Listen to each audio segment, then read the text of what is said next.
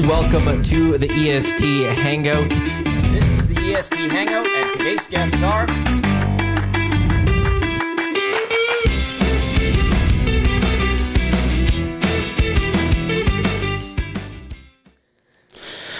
Happy Tuesday. Welcome to the EST Hangout. Tom Gazzola, Lieutenant Eric. Cut off if you're watching on YouTube. YouTube Trev's taking care of that. Taylor McPherson, Katie Mulkay from The Amazing Race, Season 10 champions. Round of clicks. Welcome, ladies. This is going to be a great show. You guys, obviously, tons of energy, big winners, and we're super excited to have you in studio. So welcome to EST. Thanks for having us. Isn't it the coolest place ever? The coolest. Oh my God. Favorite by far. Okay, good. After being all over the nation, this is it. This is the place to be. Yeah. Nothing beats an obscure industrial office building from the late 60s, early 70s where there happens to be a radio Take station. you around the building afterwards, show you all the other tenants. The tour. Oh, yeah. I gave them the tour. They're like, oh my God, that's Lieutenant Eric. I bet. Yeah. No, but I almost, off the hop, the two of you captured my imagination because I'd never really watched this show, to be honest. Family, friends, of course, my wife. Yeah. But I'm so glad you won and got to the end because, I mean, again, we were talking in the bullpen prior and there's a few teams that I'm glad you're here sitting today as the champions because I would have, I was really frustrated on a couple other teams. But Yeah. You cleaned it up there, which is fantastic because I heard what you said earlier. I have some strong opinions. As I think most people do watching. That show really draws you in. It really does. I know the wrestling angle, but it is like pro wrestling in a sense where you really get, team-wise and all that. Face, all that stuff. Yeah, right? yeah, I know yeah. We're talking like AEW, WWE type of stuff. But anyway, congratulations. That is so awesome. I know since the finale, I'm sure it's been like crazy for you both. What's it been like now being crowned champions?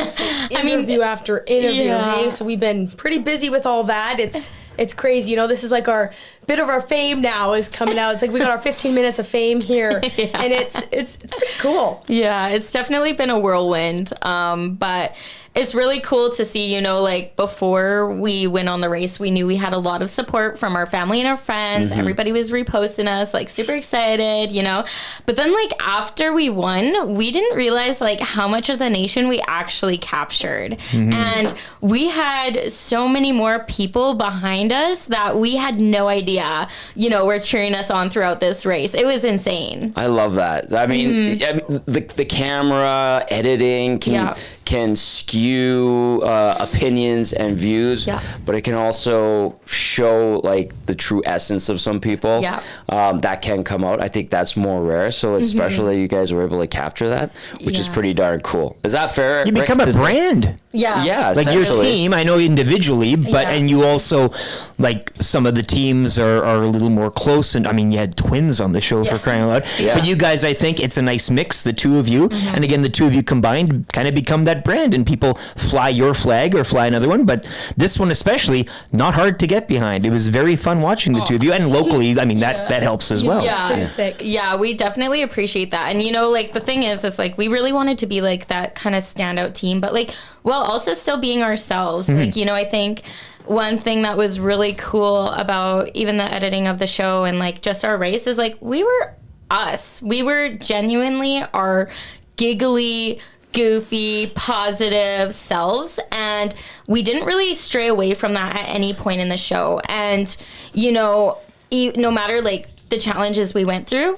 we were there in it together. And like you said, we've kind of built this brand now, or this this team that people can look at, and we're known as the teal team, the wrestlers. I love this, by the way. Every time I'm they're always matching. Easy on the eyes, the color, yeah. We try, right? And it's showing how we are a team and how we want to work together in this in and out of the race, right? And I think we really tried to show strong is beautiful too, and that was our team motto. And just getting people to get behind that with us is it's been super cool. The sincerity of it. Yeah. Well, real emotion, I think, is what you guys were happy when you're happy generally, and then there was some bumps in the road too, which you didn't shy away from, and that was, and I think a lot of people could relate to that in your whole journey through the show. Whereas some other time. I won't get into that. But again, very real, and the emotion, I think, kind of drew people in as well. Yeah, and like Taylor said, it's so cool watching the show back, because it's like we didn't know what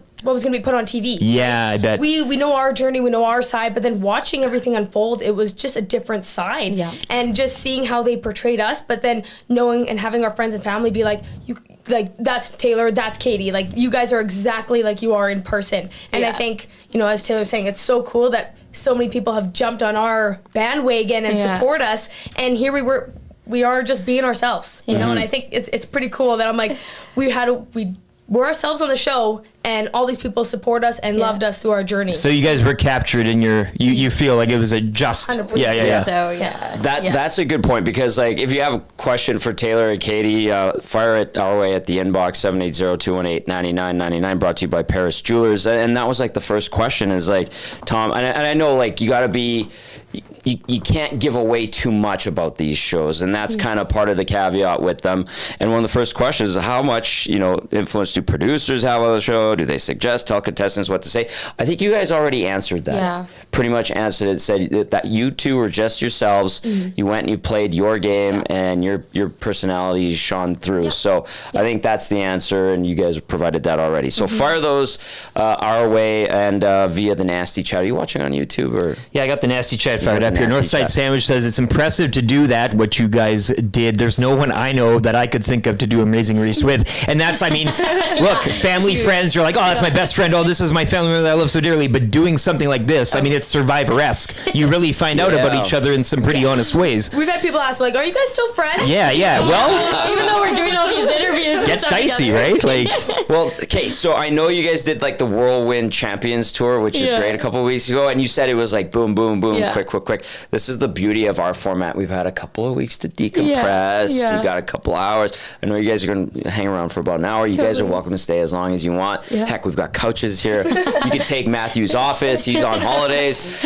But yeah, like the process and when this got on your radar, or how did this come to be? Because I know you guys are friends, teammates, you're both wrestlers. Give us the backstory of how it came to be where you got on the show. Yeah, so what happened was, I saw an ad on Instagram for the Amazing Race Canada, and I was like, you know what, that would be interesting. Like, I never actually knew that you could apply for TV. Like, I just thought they went around and it's like, I want you, handpick people. Like, I just didn't ever think of it as being something that I would ever do, right? And so I was like, this looks interesting. So I texted Katie. I was like, hey, do you want to put in an audition video together? And she was like, hell yeah. She's like, if we make it on, I'll drop everything I need to drop. Okay. To commitment. Yeah. Full on commitment. And like, even just, deciding to ask Katie, like, there was not any other person in the world that I would have asked other than Katie to go on this show with me. Like, I love my other friends. I love my mother, my dad, my brother, but my God, I could have never raced this race with one of them. Did you get any pushback? But why didn't you take me? Yeah, I bet, eh? Shout out to Paula. I love you, my girl. But she's like, man, I would have ran that race with you. I was like, bro, we would have been out the first leg. Come on.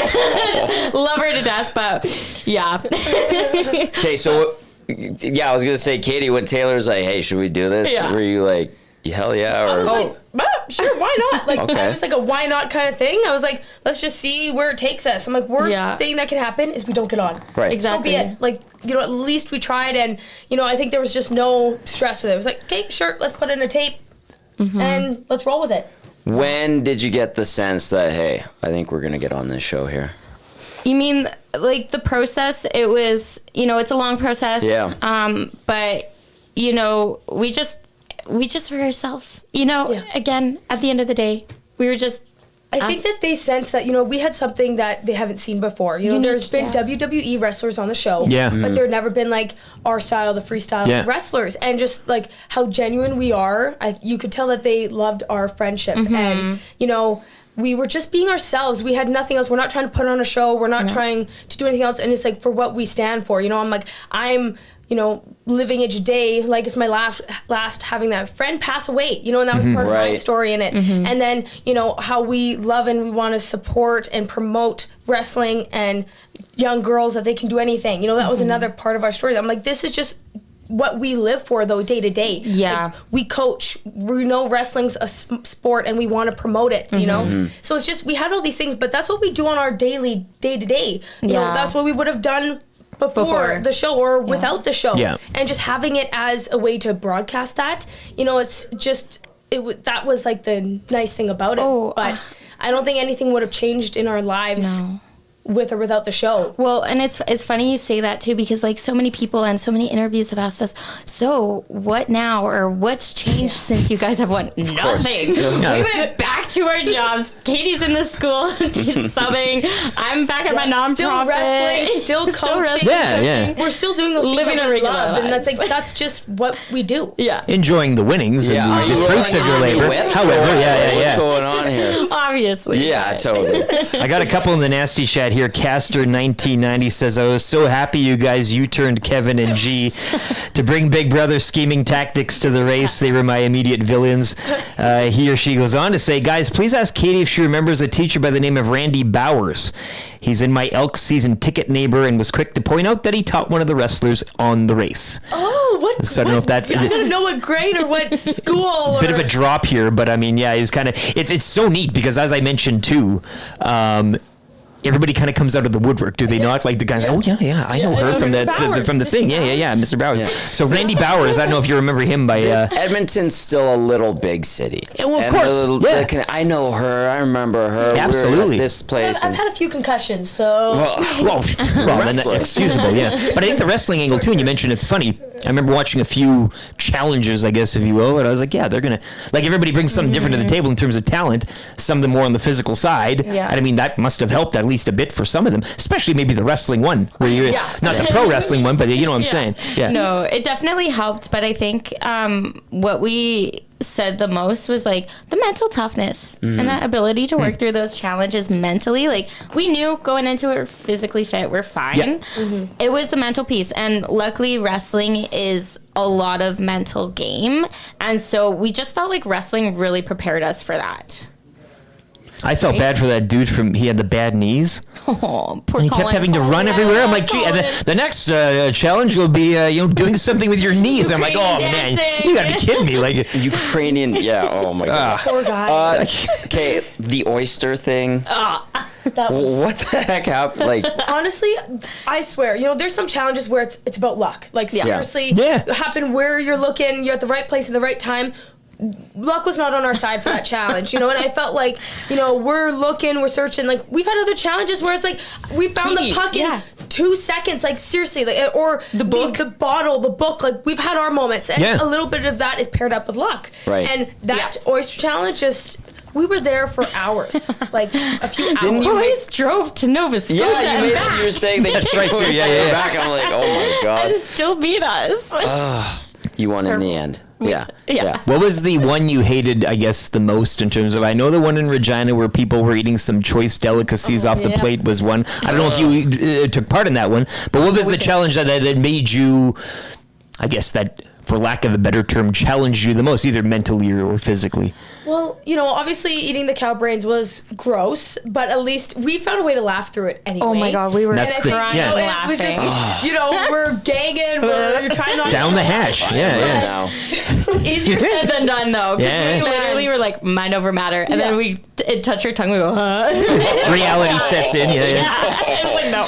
But honestly, first thing that comes to my mind, like, for mental toughness and, like, I guess a struggle, I would almost say it's that first leg a bit of the way. You know how I think it's just... You don't know yet, eh? And You don't know what to expect. Yeah. And, like, after that first leg, I swear, I slept in the fetal position. I was like, I'm ready to go home. Rocking back and forth. Day one. Tough leg. It was. But you learn, we learned a lot from that. And after that, we had a talk. I'm like, okay, Taylor, like, we got to change some things up. But if it wasn't for that, like, that's how you progress in the race. You have to learn from those lows, and grow from it. And we would not have made it as far or won if it wasn't for our lows and being at the bottom at times. That's what forced us to pull our pants up and keep going. Yeah. This is life right here. Well, yeah. This you learn from 101, hey? Literally. Tough instances. Was it intimidating at all? Was it the first leg that was the most? Were there any, like, moments mid-race where you're like, oh my God, where the heck are we? Like, what is this? Or maybe there's a lot of those moments. Like, did you have those collectively or on your own? I mean, like, I think every single day we looked at each other, we're like, what the heck are we doing? Right? Like, what is this life we're living right now? Like, we have this crazy opportunity to do these crazy things across our country. And I think that, like, we had every day, it was like, we wake up and we're like, what are we doing? Like, we were just always in disbelief. But I think, you know, especially like at the first, like, as soon as John said go, it was like, oh, this is real. Like, it's go time now. Yeah. Like, what do we do? We're trying to rip open our clue, count our money. We're like, what is happening? Katie's running around with like a chicken with her head cut off, right? Like, she was a sprinter. She's a sprinter. I love that. I found out like that. I didn't realize how fast I was. Not by trade. Just you found, okay, I get it. Okay. We found that out. I'm like, man, I think if wrestling doesn't go well, we got another sport. Okay, well, there you go. One of those child leashes, like, you know, because I couldn't keep her with me. I love that. I love that. This is Hangout Headlines, brought to you by the Ranch Golf and Country Club, offering premier conditions, top-notch service, and unmatched value. The Ranch shutting down for the season October 20th. Lieutenant Eric Tom Gazzola, Taylor McPherson, Katie Mulkay from the Amazing Race Canada Season 10 champions. Get those texts in Paris Jewelers inbox 780-218-9999. Rick's got the nasty chat going. It is pumping, yeah. A Bootski got this little shot in on me. Says, there's lots of shots of boy. we won't. What are they saying? I don't care. Well, you don't. I don't care. Huge congrats to the ladies for the ARC win. Also, thanks to Tommy for not spoiling the result like he did last season. I did not spoil it when Smitty won last year. Are we not supposed to say anything yet? I mean, the show's over. Everything's done, right? It's done. I mean, but last year, Smitty we were doing a hockey school down in Calgary. Oh, I see what you mean. And Smitty was with us, and we're like, Smitty, what's happening tonight on the show? And he's like, I can't say, boys, I can't say. Yes. And I'm like, Smitty, I like your attitude. I think you guys are winning. And they won. And I was on our show last year, and I was like, hey, Smitty's down here. I like what's going on. I like him in catch chances. And Abuski remembers that from last year. Well, I wanted my wife, and we were talking, and I wanted you on kind of, oh my God, yeah, U of A wrestling. And she's like, well, don't do all the, you know, what are we going to talk about? Like, oh yeah, show's going great, you know, and that type of thing. But a question here from Matt Hyman. And again, you guys, wrestling is your thing. U of A, correct? And any chance either of you guys get into MMA? There's been a lot of props here. Big Maple says real talk, wrestling is the toughest thing to accomplish in the martial arts, combat sports game and everything. But does MMA, do you do crossover with any of that? Do you see it in your day-to-day? Is it in your reality, I guess, right now? I actually sometimes train at like a martial arts gym. So I usually will do that kind of in our off season a bit, mix around with jiu-jitsu and do a little bit of MMA here and there with a gym in Sherwood Park. Gets your brain going in a different way type of thing. Yeah, it's fun, and it's like I've always loved the martial arts, like, you know, rugby, wrestling, football. I've done all of them, and then going to see the MMA side, it's fun, and wrestlers succeed when it comes to MMA. So, and it's fun. I go in there, and, you know, even doing jiu-jitsu, it's like you kind of have a one-up. You know, once you learn a few chokes or taps, then hey, you're good. Look at you, so casual. A few chokes, a few taps, and that's it. That's all it takes. Don't mess around. Take me. I'd be done. Yeah. Not a chance. She's a G. Yeah. She's scary. I love it. This text just says, how big of an ass is Kevin? So glad he didn't win. And again, going back to what you were saying. But again, we also talked, like, I think what makes this show good is people know who they are, right? And play.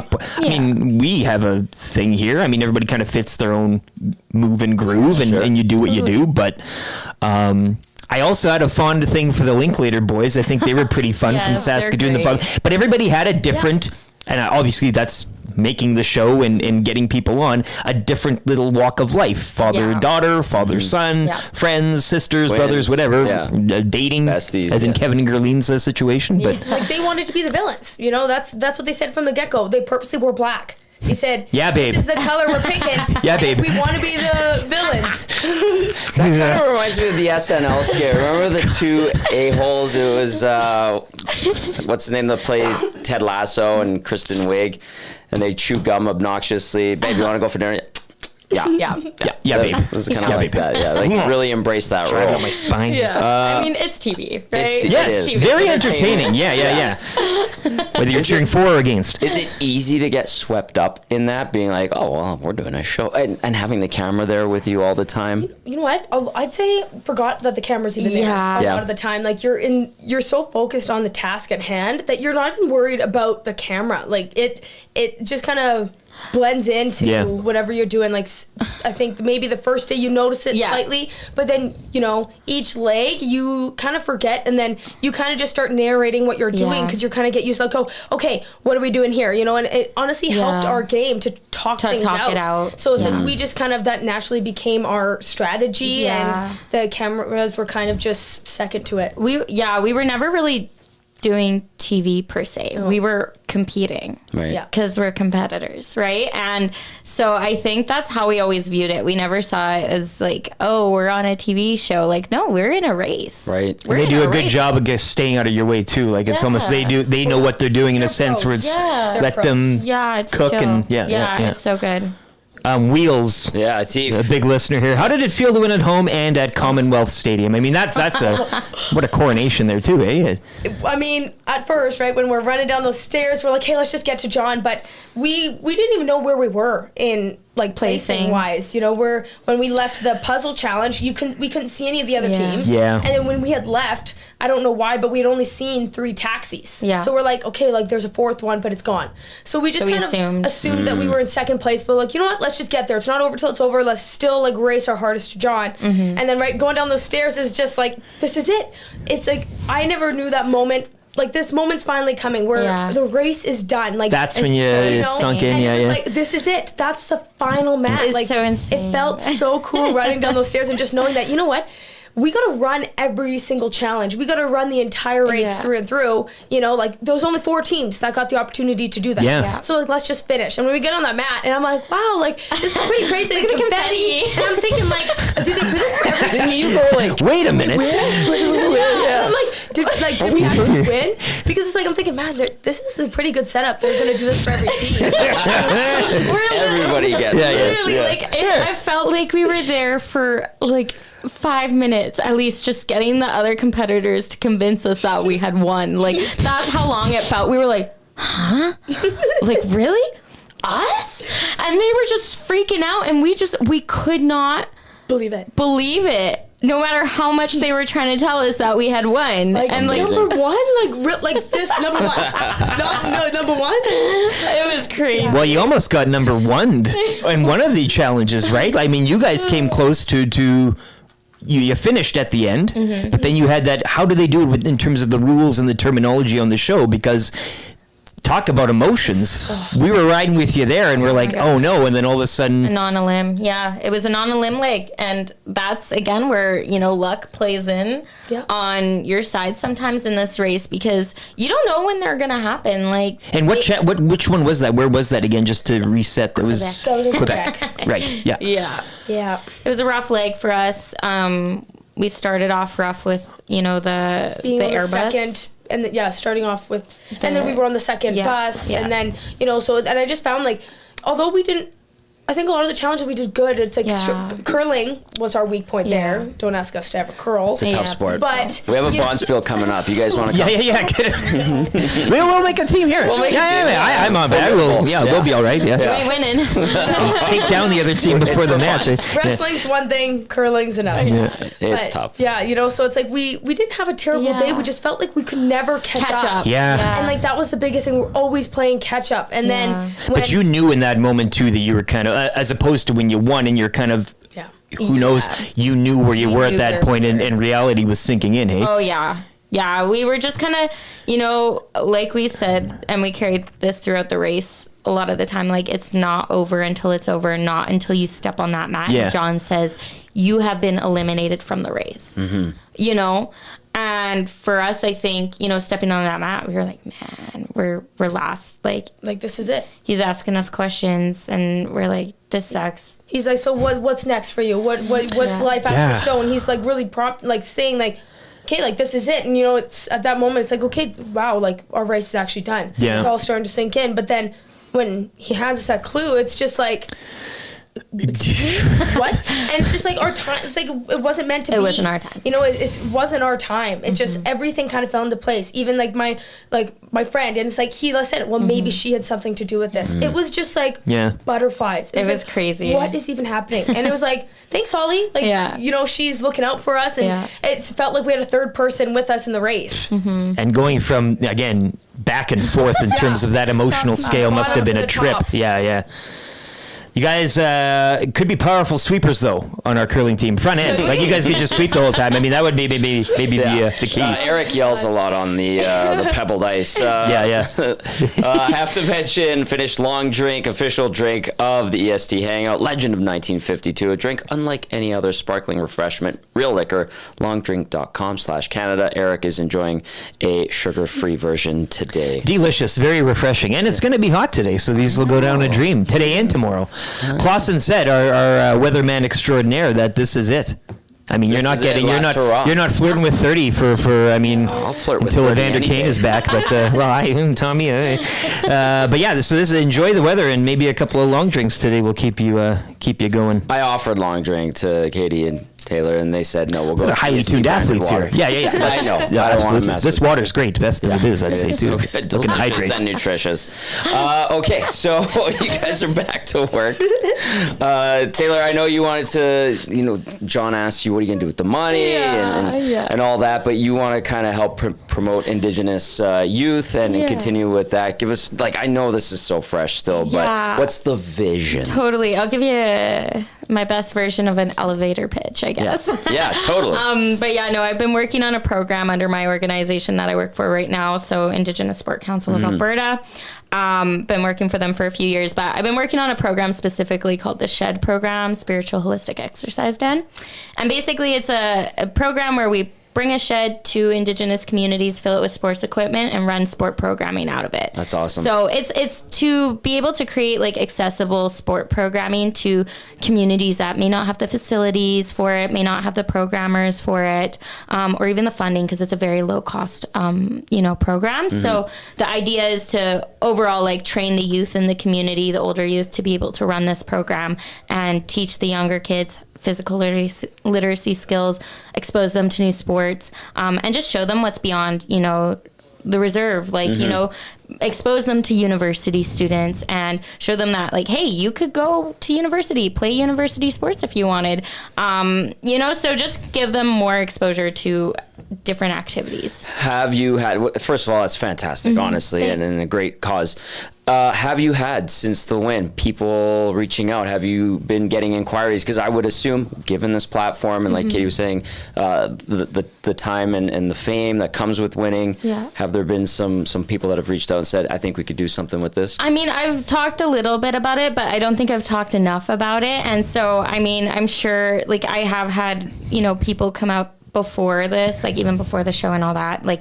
I've been in conversation about this program with a bunch of people already. It was just a matter of this summer we really piloted it as a full 4-week summer camp in 2 of the nations here in Alberta. So I think, hopefully having these platforms and being able to speak about it would get more people interested in supporting a program like this. But yeah, nothing too crazy yet, but it has only been 2 weeks since the airing. Yeah, so. And that is worth noting. But how about being role models for young girls, whether they're First Nations, Indigenous, of any, race, but just saying hey, we can kick ass too. Totally. That was a huge part of our story. We're you know what? We're 2 girls on this. You think about it.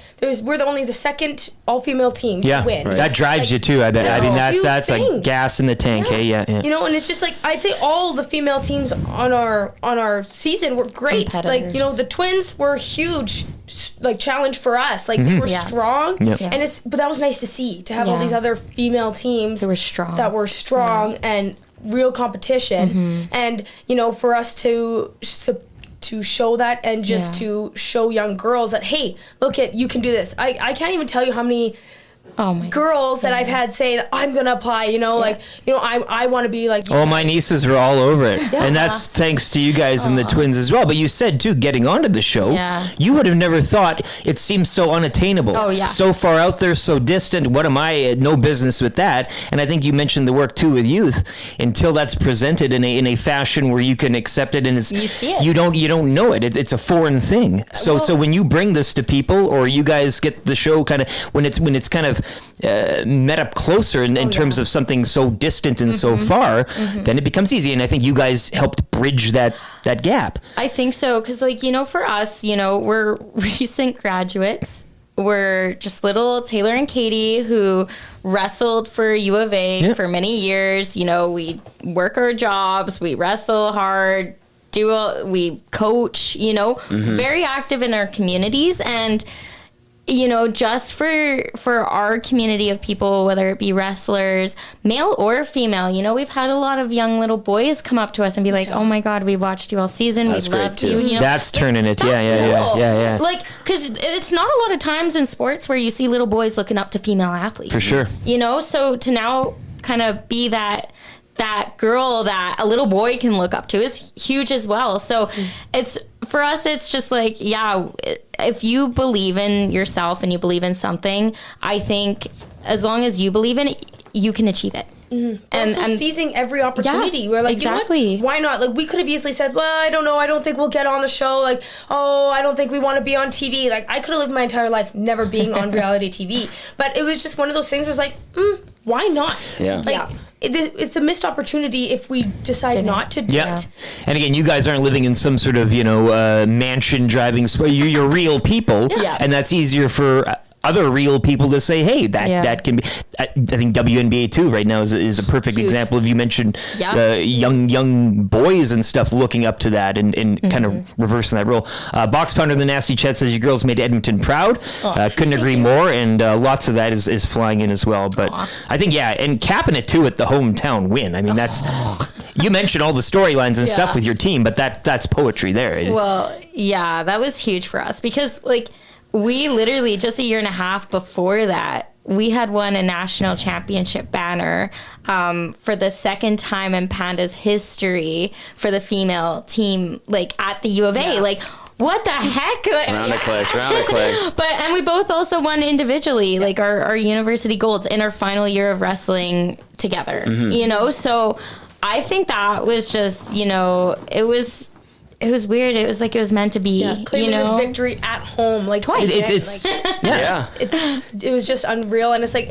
Congratulations on your book deal, by the way, because that's going to be great. I mean, it's a story. It's a fable here. But then finding out when we ripped open our clue and found out we were coming to Edmonton, we were like, no way. Did you were you like, we got this? Yeah, you kind of get that feeling, eh? Yeah, okay, that's our city. Yes and no, because it was also like, oh my God, we can't lose now. Pressure's on, right? You have this different kind of stress, I guess, because you're like, you know what, let's race our best, let's just try to do everything we can, but let's run our own race. But also it's like, this is our friends, our families, our home, our people, they're gonna be rooting for us more than ever at home, and we don't want to disappoint. We want it. That drives you, but that's pretty heavy. It's a lot of weight to carry. And I think one of the other things too is we ripped open the clue and we saw Edmonton and we were like, really? We want to check out another cool place in Canada too. But like you said, it's cool to have that opportunity to come home, but it was a lot of pressure and a lot of worry there. I think we almost had in a way we were hoping it was another province just to alleviate that stress. But look at how it all worked out in the end. It was really perfect. did. Can I ask too, just on locations, most people don't ever get a chance to see Canada in its whole. I mean, it's a vast, driving around. I'd love to take the train.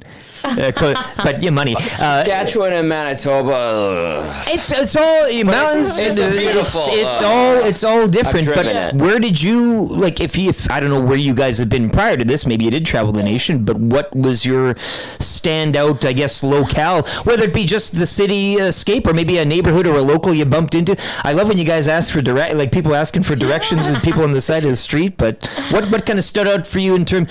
Maritimes, that type of stuff, somewhere you didn't get to go before? Or? I mean, honestly, like, although, like, we've done a lot of traveling for wrestling, but we've never traveled like that and seen that side of each province. I mean, I loved the Sunshine Coast in BC. Absolutely beautiful. Never been. And it was that was a cool thing for me because I've never been on a seaplane. Never been on a ferry. So that whole thing, I was like, this is just sick.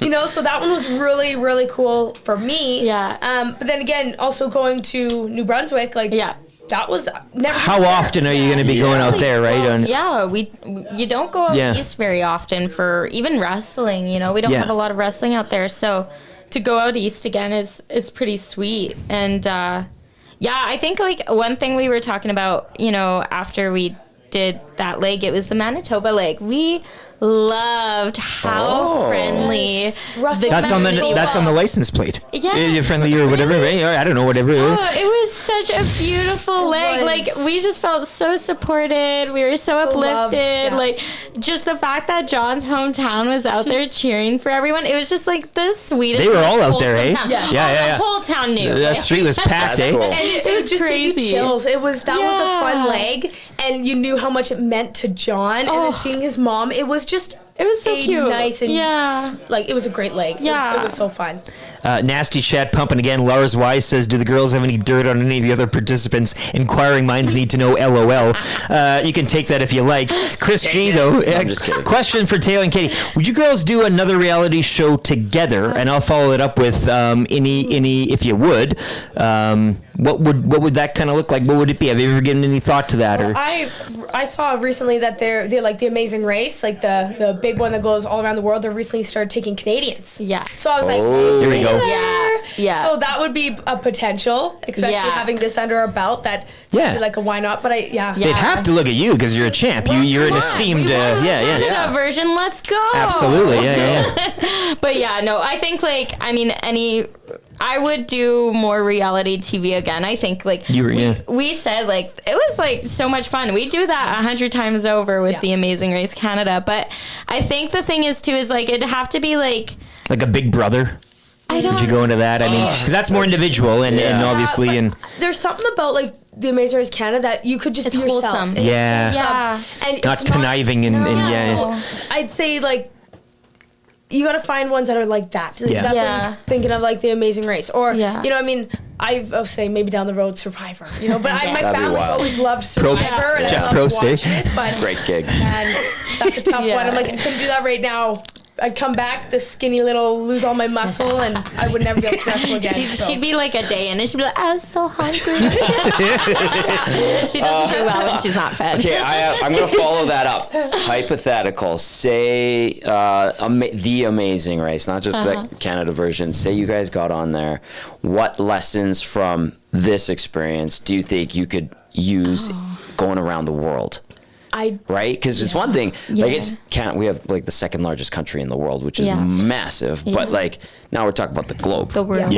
What instincts or skills did you guys think you picked up that maybe would be good and beneficial going around the world? I think would be just like how well we work with one another, but then under like, you know, with wrestling, like you're always tired. You know, we have 6 a.m. practices. So I think even having these certain countries that you're traveling to where it might be long flights. You have to be ready to race coming off that flight. That we do really well, even with like lack of sleep. You know, we know how to push ourselves and, you know, push through that fatigue. So I feel like once again, it would be our wrestling background that would be able to push us. Well, we've literally done that. Like we've competed at Worlds, U23 Worlds, and that's in Europe. You know, I went to Serbia one year. We both went to Spain together one year. Jet lag be damned, that type of thing. That's the thing. You have to be prepared to compete within 2 days. Well, this question from Matt goes on too, and getting a little technical.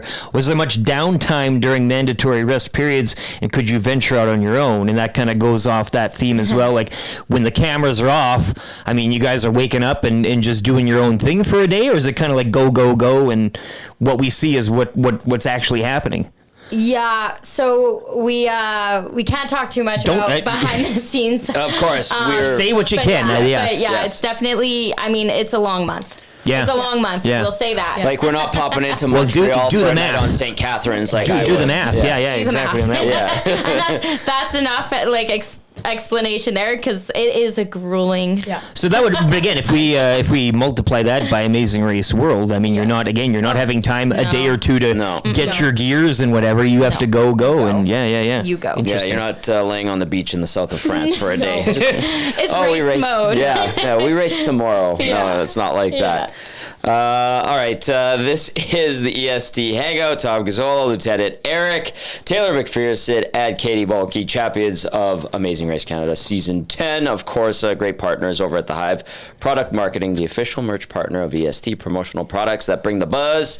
TheHiveProductMarketing.com. Rick's got the OG EST best. hat on. It's like a dream. Reach out to Chelsea. She is fantastic. All right. Not only are you athletes, you're fans of sport.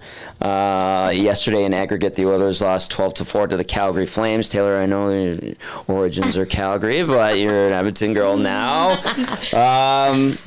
Oilers fan. Are you an Oilers fan too? You can say no. It's fine. I don't really watch sports. Oh, okay. I'm not gonna lie. Like, I need a little bit of football here and there, but like. Oh, okay. CFL or NFL? CFL. Yes. You got a friend here. I tell you that much. Absolutely. Yeah. Always welcome back. Yeah. Are we stamps? Are we talking about the stamps? No, the Alex. I've been doing work with them over the last few years, so it's fun, like, getting to go to their games and cheer them on. Yes, we had a chance to go to the Elks. Yeah, we were there on Saturday. Yeah, and we ran to the center of the field. They did a little shout out for us. Yeah. Good. Sick. As is. Yeah, good. We love watching the games. I mean, I'm a big hockey fan. I love the Oilers. I'm a diehard Oilers fan. Been to both the preseason games and the dyed in the wool, family and everything, like raised on that, and that's your thing. Yeah, love Oilers. Yeah, always, no matter what, even through their lows, it's like, still love them. That's, still gonna wear their as you jersey. said about the show, it's through those lows. Yes, that's it the is. whole. It makes the winning all the more sweeter, does it not? Yeah. It feels way better. Well, then I feel like we need Katie's breakdown of what happened yesterday. Okay. Well, first of all, 12-4 aggregate. Run, yeah. 12-4 aggregate yesterday. How's Katie feeling about this season coming up? You know what, though? Preseason, okay? Exactly. You know what? They learn from that, and I'm hoping that, like, you could tell they're not full throttle, No. So, you know what? This is their time to, and you could tell that they're trying out different things, trying out different groups, and so it's like, okay, you know what? We're not going to be mad about it. It's preseason. In the long run, it doesn't matter as long as they learn from it, and come our real season, like, let's go. Yeah. Let's pull up the socks. Kick it into gear. Yeah. If the scores were reversed, though, you'd be tap dancing a bit today, would you? Yeah, come on, let's be honest. It's always like that. Yeah. It doesn't matter. Yeah. They got a plan. They got a plan. I'm assuming, like, you know what? They know what they're doing. Okay.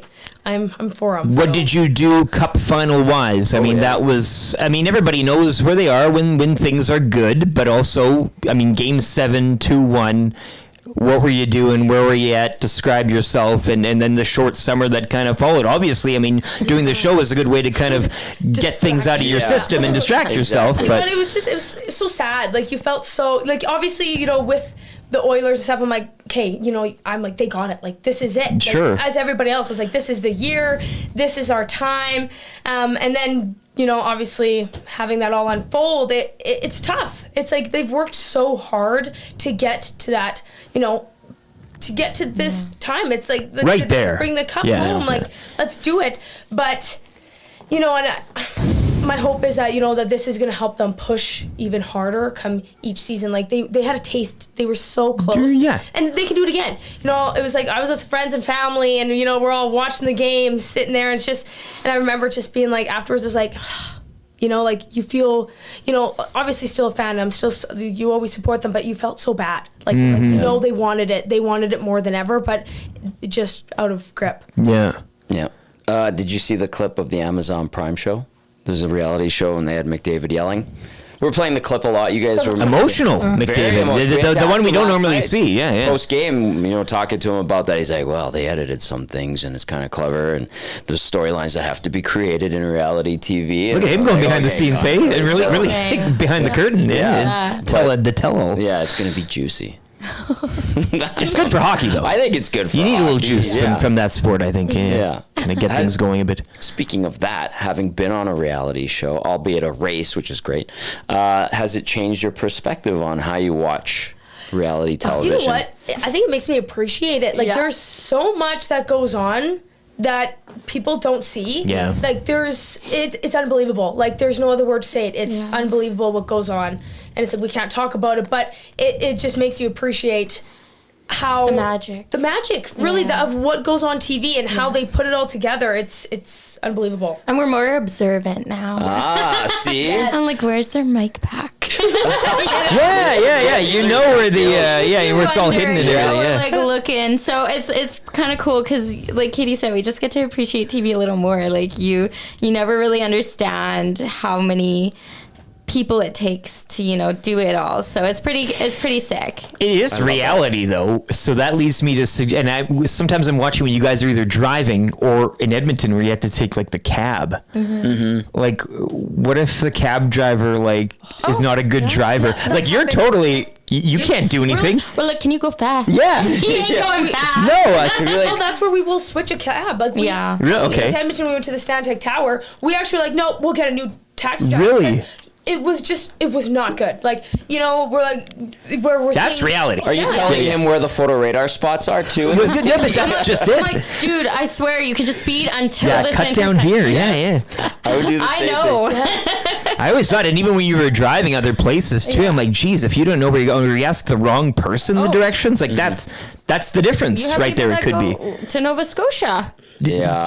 Well, exactly. You take the wrong turn. Nobody's telling you took the wrong turn, and you got to figure that out yourself. Yeah. So, it is reality. It is real. I love that. Rusty Shackelford chimes in. This has been a great hangout. Really have enjoyed hearing from both Taylor and Katie. Congratulations and thanks for coming on the show to hear the story. And it's always nice. Again, watching it is one thing, but getting a little peek to how the sausage is made, albeit not too much, but it's nice to hear. And obviously the trials and tribulation, the ups and downs, because you guys, as mentioned, that one episode, I mean, that was curtains, and then to go on and win it, I mean, that's you drank it all in. Yeah.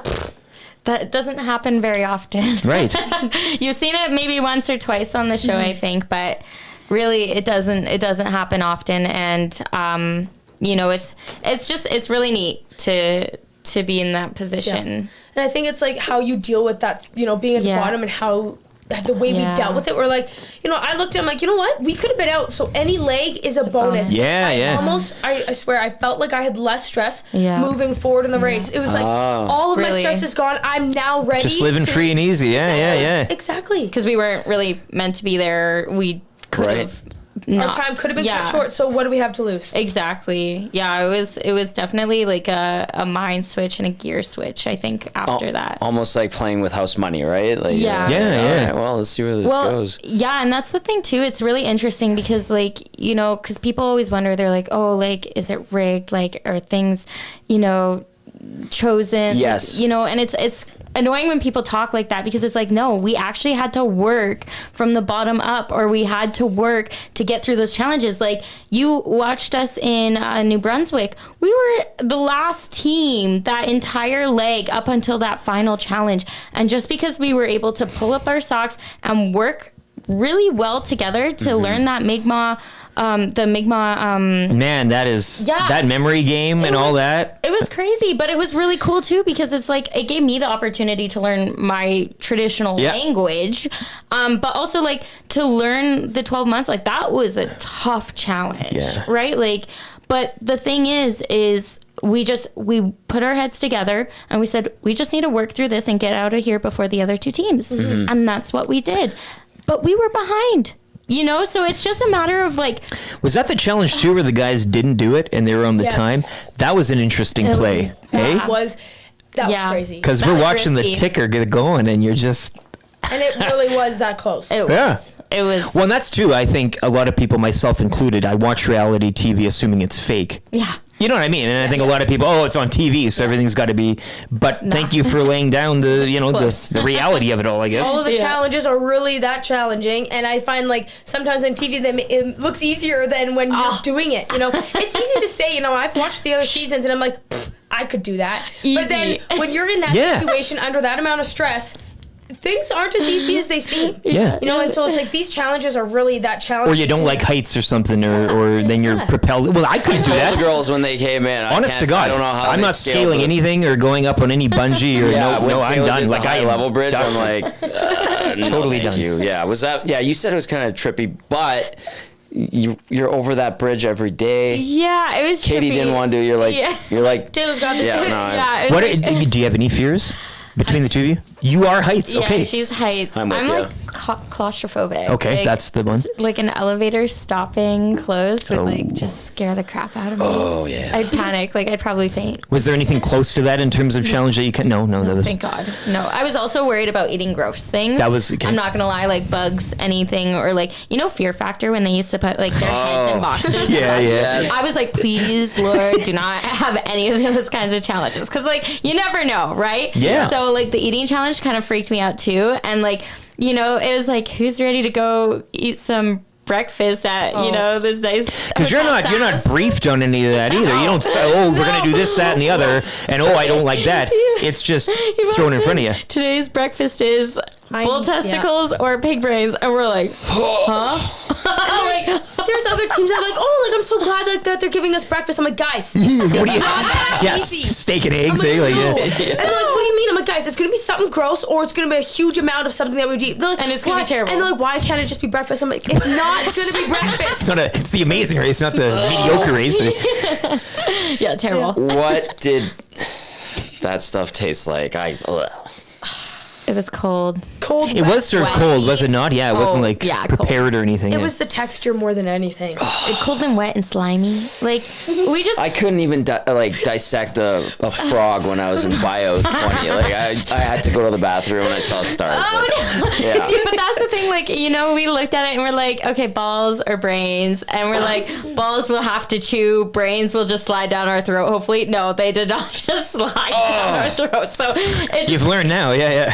I would have picked the balls. We should have picked the balls. Next time. Oh, delicacy, I guess. My goodness. Mind over matter, that came into play. You can lean on your wrestling athletic background too, I would assume. A little bit. Suck it up. It wasn't even mind over matter. It was just forcing it down. It was like, we just got to get out of here. Yeah, but just like a nice... Let's both do our equal part, because I'm not eating one bite more than my half. That's how I felt. Yeah, I respect that. Yeah, that's only fair. You're not cleaning the plate or anything. No. Yeah. Pig brain juice, yum. Wouldn't that be a psychological to your other opponents there, eh? And just staring them down. So other teams were literally like, we're not having eggs Benny today? Like, what's going on here? I mean, Only Matt one team, Matt and Colin, they got their... They got assist by Desjardins. So they got the fruit. Yeah. That's right. Lucky. Yes. They lucked out there. They were like, oh yeah, it's so horrible. And we're all like, ew. You guys Everybody's rock. giggling at balls and brains in the nasty chat. Of course, that's our listenership, the maturity of them. There we are on a Tuesday morning. The Wolf wants to know, do you guys golf at all? Is that a hobby of yours, I guess? When you're not wrestling, what do you do, I guess, in the meantime? When we're not wrestling, we're usually wrestling. That's that 100%, eh? Yeah. I mean, I have golfed before. Yeah, not too. the best by any means. I used to as a kid, like with my grandparents, but not really. My dad's a big golfer, and he'll try to get us out, but he is usually painful. Tries. Yeah. Great We're social sport. terrible. Yeah. I have a question kind of to follow that up. With the championship and being on a national television show that's very popular, have you found like people, now that you have a level of fame obviously that comes with it, people are inquisitive, they want to know about stuff like that? How do you handle it? Because it's not every day that everybody across the country has some idea of who you are, some more than others, that some are like, I love them, they're great, I need to know everything about those two because they're my favorite. And we're just in it, champions. Like, they're the ones. Yeah, exactly. Have you found that? Has that been kind of like an aha moment, like, oh, now we're all of a sudden people's interest? It is pretty cool, the amount of people that, like, strangers, I guess, in sense, or just super fans that reach out. And it's like, wow, like, okay, we're getting all this, a lot of people messaging us or just stopping us on the street. Like, we get recognized all the time. Going out for a walk or going through the mall. Walking my dog yesterday. With a baggie and you're like... No, literally, this guy and his wife are in like this like Corvette, and they're like, hey, congrats on the race, and we're like, we're not even wearing our colors. Like, how did you know who we were? It was crazy. So like we're still not used to it. Like, it's hilarious. Like, the Elks game was insane. We were like, awesome. Wow, if we want an ego boost, like, we need to come to more Elks games because it felt nice to be recognized. Yeah, you know, it's like everybody's recognizing for our accomplishments, and it's like it's a big deal for us to be on the show, and it's like we're not pushing people away. People are like, oh, like, sorry to ask, could we get a photo? And we're like, you're very approachable. Yeah, that's nice. For sure, because we're like, you know, how cool is this? It's and like, this is something that we've never experienced before, and it's so new for us. And that the fact that we can be that role model, and, you know, the fact that people were supporting us along the way, like, that's unbelievable. Yeah. Like, there's so many people I've talked to that are like, you have no idea who I am, but I feel like I know you. Yeah. You know, it's one of those things where it's funny, and it's pretty cool. And it's cool because people want to hear our story now. Yes. Like, they want to hear more from us, right? So it's like, you know, we have schools reaching out wanting us to come talk to their kids or, you know, different Have you done any of that yet with the schools and stuff, gone out there and... Yeah, we've done a little bit already. I think we're kind of going to book some for like reading week. Reading week's coming up. Stuff, so we'll do stuff Go then. read to some schools. How do you like that? I mean, that's probably pretty cool. It's one thing to communicate to people driving Corvettes, but to go speak, but to speak to children. Oh yeah, that's pretty cool. Eh? Like, we're going into a school tomorrow, so nice. Coming up. Yeah. The only bit of advice from doing Reading Week for like the last 15 years is just when the kids want to ask you a question, but really they just want to tell you stories about themselves. Just nod politely and smile, and you're like, that's fantastic. Oh my God. Yeah, we've done it for years with wrestling too, right? So you know, pandas, we're out there in the community. It's what we do. Speaking of that, like, to give the pandas a bit of a boost and put them back into the limelight, not just on the wrestling side, but the athletic side. Has that kind of come into it as well? Have you heard any benefits from that a little bit, or do you hope that that's something that comes out of it? Maybe new recruits are coming to the U of A. Hope oh hell yeah! And we've had a lot of support from the university. You know, like, they're obviously super pumped, ready, excited to post anything, and it's just like, because, you know, we were a good group to see on the show. Great ambassadors, flying the flag, and they're happy to use us to, you know, in any way, but we're also happy to give back in any way. So it's been nice, the support that we've had from our university, and then of course we want to put wrestling on the map and have more people want to try wrestling and do it at a university level. Yeah. Mm-hmm. What for our listeners who maybe would have not been taking an interest, pandas wrestling and such, let us know, when's everything going? When can people see it? Where the 5 W's, I guess, of pandas wrestling right now, if you want. Well, we always have our home tournament in January. It's usually the second weekend of January is our invitational. So if anybody wants to come out, watch wrestling at the U of A, usually $5 entry fee. Easy, And then from there, it's, you just come watch some wrestling, cheer on our varsity team. We do a really sick dual meet with lights and music. And I like that. Super intense and crazy. It's pretty Kitty cool. and I set it up last year. It was crazy. But it was a lot of fun. So, you know, that's where you can catch us at home. That's one of our only home tournaments, usually unless we're hosting nationals. But this year, I don't think we really have many national tournaments here. So, Do you girls have a few more minutes to hang out? I mean, totally. This time's flying, because I think this is very apropos having Katie and Taylor here. Road Warriors, presented by AccuSteel Heavy Haul Trailers. 2 Road Warriors in studio today. Custom manufacturing of heavy haul trailers, custom engineered solutions, full repair service and retrofit department, engineered frame repairs, no patch jobs. Better than new solutions, trusted by the leaders in the heavy transport industry. Get on the road with peace of mind for your large loads. AccuSteel.ca.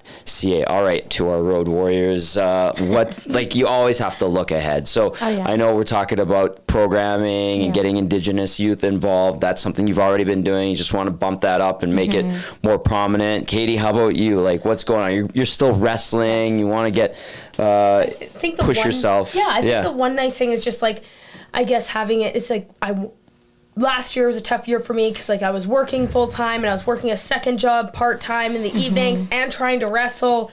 It was a lot. And, you know, I found I slacked off a lot when it came to the wrestling mat. So it's kind of nice that I want to commit this year and, you know, even more to coaching and give more to wrestling, my time, my energy, and just to kind of see where that takes me. Because, I'm like, I've done pretty well in wrestling, and it's like my goal is to make another national team. So that's kind of, I'm glad that this is kind of allowed for more of my time to be put into wrestling, but then also opportunity to coach. Like, I'm going to be coaching at a high school, but then also we coach for Edmonton Wrestling Club. So I'm still subbing, so if I'm not subbing, I want to be wrestling. I want to be in that room. Like, that's my passion, and just to kind of do what I want as an athlete, but then also do what I can as a coach and a role model in that way. And, I feel like this has given that time. That's kind of all I've been able to think about at this moment, right? It's still pretty new since Jen and I, and people always ask, like, what are you going to do with the money? And I don't know. It's a lot of money. It's a lot of money. And like, for that to come into our hands, it's crazy, and it's a big deal, and we're still soaking it in. I'm like, we still ask people, like, when is it going to feel real? Like, we're still, like, it's still unbelievable, and it's all still so new, but, I think just taking it one day at a time. It feels like, even though it's fresh and it's so exhilarating, you guys have, like, this nice blend and harmony between real world life stuff you're talking about, and then enjoying the moment and what this is, using it to boost your platform up, which is great. So I don't know, it feels like you guys are in a good space mentally and using it as best as possible. That's my take. But I would say too, like, and giving more light to women's wrestling, of course, because I don't know a lot of female wrestlers. Like, nobody does. I know. And so recruiting and shedding some light on it. I'm sure that you guys want to grow the sport, and this is a way to do it. No, 100%. And just know that we always have more men in wrestling. There's always more. But it's actually kind of crazy. This year on our varsity team, we have a huge group of female athletes. It's unbelievable. Like, there's definitely more women on our team this year, and new recruits that came in.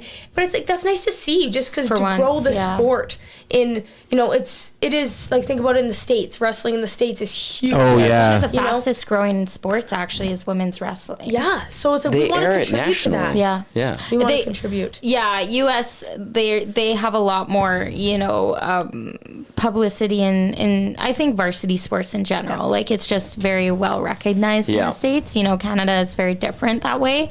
You're always a student first and then an athlete, whereas in the States, it seems like you're more of an athlete and then you're a student, right? I think that's a fair statement. Right. Totally. Yeah. So the pay structure and all that now is slightly different in all those things. Well, I don't know.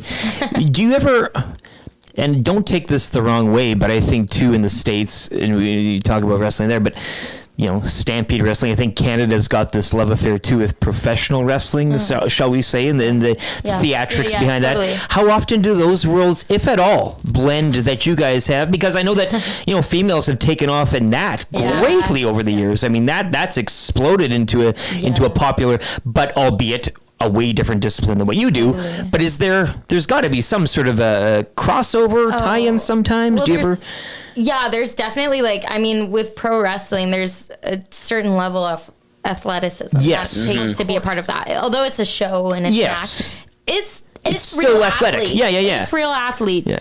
Even with Tiny Taylor's little debut there. That was great. I knew you'd kill that one. I was like, that's Taylor made it. She, it was fun, and some of the moves crossed over, and it was really interesting. I was like, okay, arm drag isn't what I expected an arm drag to be. Completely different, but it was fine. Like, it worked out. Just knowing how to fall properly or knowing how to move in a wrestling stance. So really hoping that after this, WWE Professional Wrestling reaches out for Tiny Taylor's reintroduction into professional wrestling, and hopefully Crazy Eyes over here. So wouldn't that be so good? Tag team belts in your future. I can see it. That's the next step. Talk about reality TV. Yeah, there you go. Oh, I like that. Duo here. Yeah, no, we'll do everything. We can do it all. No, you wouldn't be heels, that's for sure. Tag team champions of the world. Exactly. Yeah. I love how we play that. Get your texts in 780-218-9999. Paris Jewelers inbox. Nasty chat. You got anything over there for the ladies?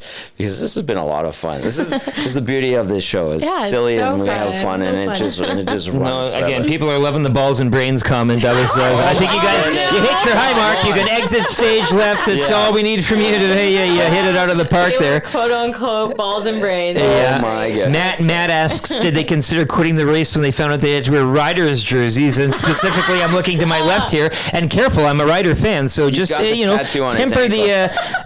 I mean, again, why would you quit when you're wearing the jersey of a team in the playoffs right now? So I'll just say, but no, I mean, what in terms of challenges? Again, grossness. You mentioned heights, claustrophobia, that type of thing. What was like the most mentally taxing? Because I know that memory stuff to me, when you guys are having to memorize things and rehearse them, I know some teams were pacing and that's how they got the memory going. Like, what was, fear aside and all that and the physical and the grossness, but in terms of mentally taxing, remembering running those routes or remembering, different languages or stuff like that, what was the weirdest thing on the mind, I guess, for you guys in terms of the challenges? I almost think the grain hauler, like, that was tough, like, mental toughness. Because it was literally needle in a haystack. Yeah, that was, literally. And I think it's just, like, not knowing what we need to find. Like, we were not told, like, what you're looking for. Yeah. Yes. And it's like, I don't know what we're looking for. You don't know what to feel for. Right. And it's like, is it going to be something, is it going to be hard? Is it going to be squishy? Like, how color big is is it? And what ground you've covered. You're all kind of swimming in there. You don't know. I think the hardest thing with that challenge, too, was it's like, we're digging through this. It's like, but what if we just pushed it deeper and we can't reach it? Yes. And it's just one of those things where it's like frustrating. for hours, and it was physical too. Yes. Now that you are physically exhausted, you now need that mental side to almost like pick up that slack and push you, because it's like I was so thankful. I'm like, thank God for wrestling in this moment. That we're able to dig through this. Literally. And I'm like, I know there's other teams that are struggling. In both fronts, the mental and the physical, and that it served you well. Yeah. And then just knowing that we're there for over 2 hours.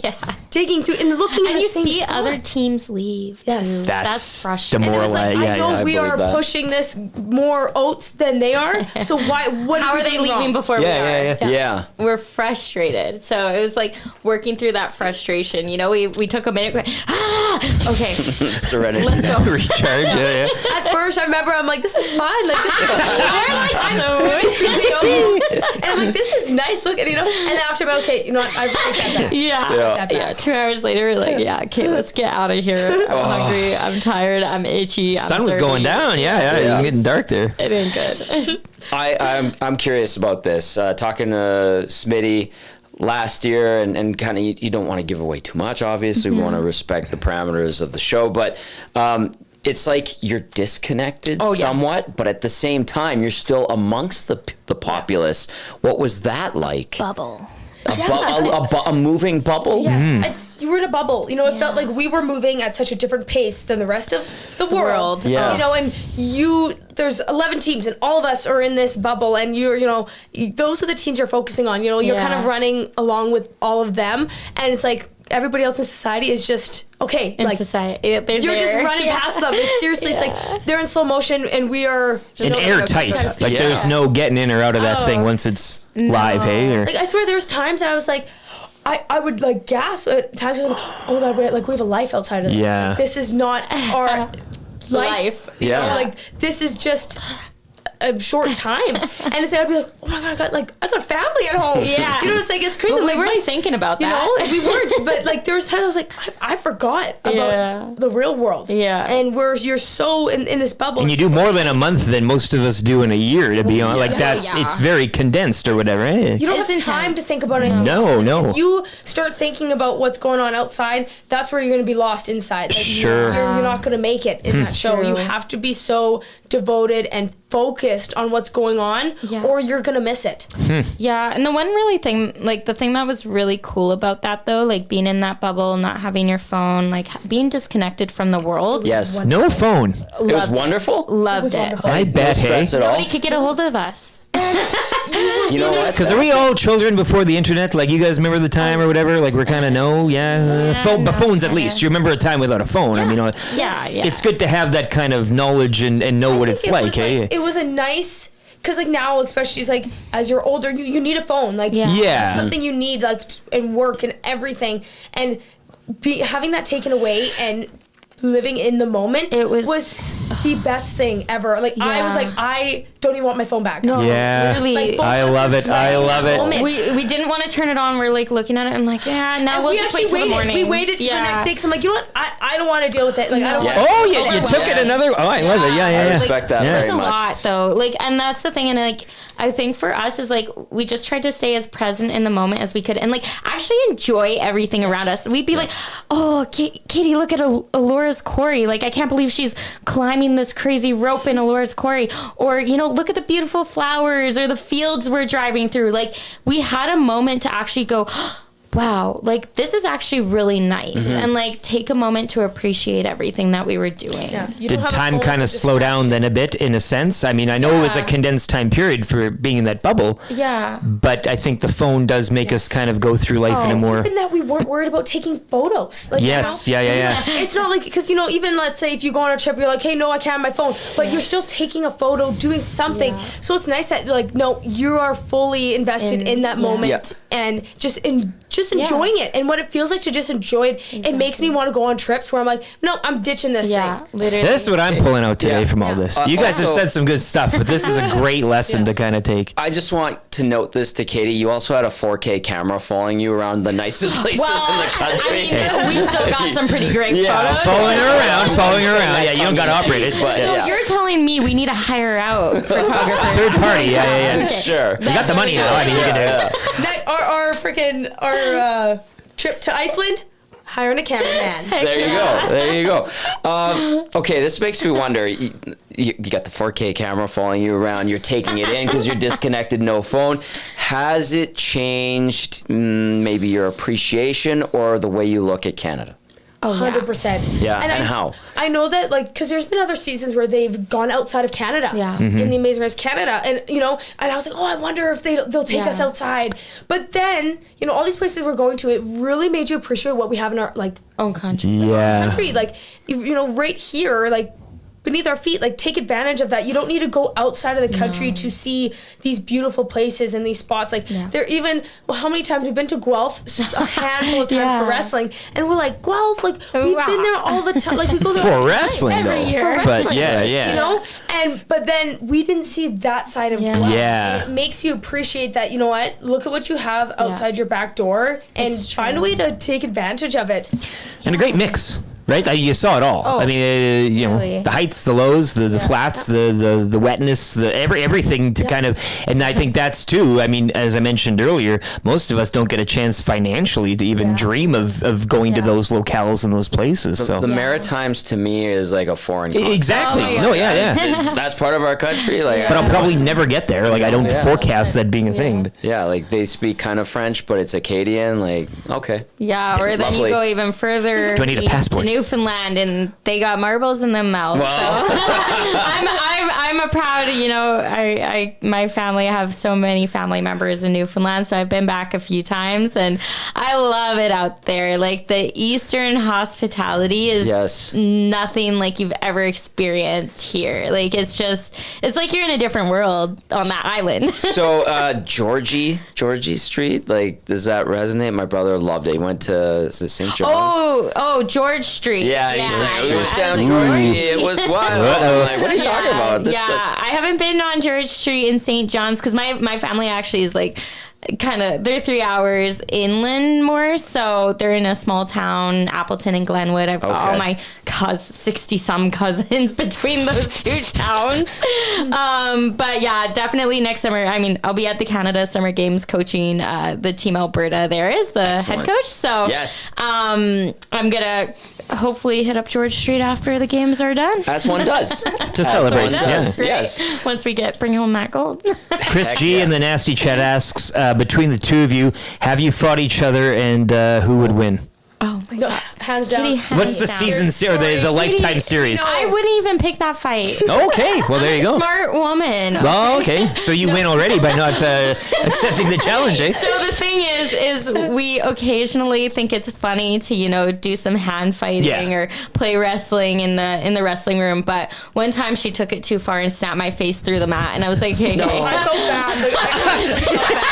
She didn't realize her strength, but I was like, man. And the worst part is, I thought we were kind of play wrestling, you know, and I go in,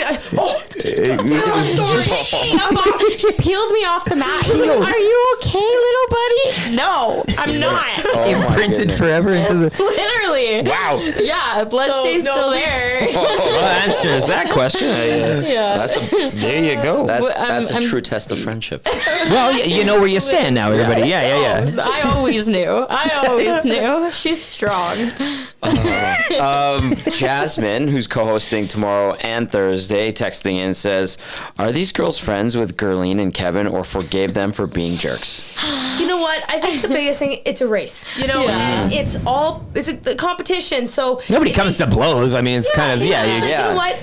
They did what they wanted to do, and it's like for us, it was like we had to move on. Like you can't hold that grudge. And it's like it's a competition. It's a race. At the end of the day, we're gonna run our own race. They ran it how they wanted to, and you know, it's like no hurt feelings. Like okay, like you know what? But I think for us, we're like karma. Like things come back. Yeah. I mean, like at the end of the day, we were in the position to our race, and look where it took us. I found in a Canadian way too. Most teams dealt with that stuff in like a funny way, like they laugh it off or something, or just kind of try to poke fun or counter it in a sense. Well, I mean, that's the thing. Like after the taxi situation, obviously we're frustrated, fired up, and whatnot, but at the end of the day, we were on two different legs ahead of them in a favorable position, and we're able to put them on the double passport twice. So it was like, eat it. Forget the taxi. Yeah. I love that. I don't know how anybody could be like angry or like try to put you guys down, even during a race. I know the heat of competition, but it's like...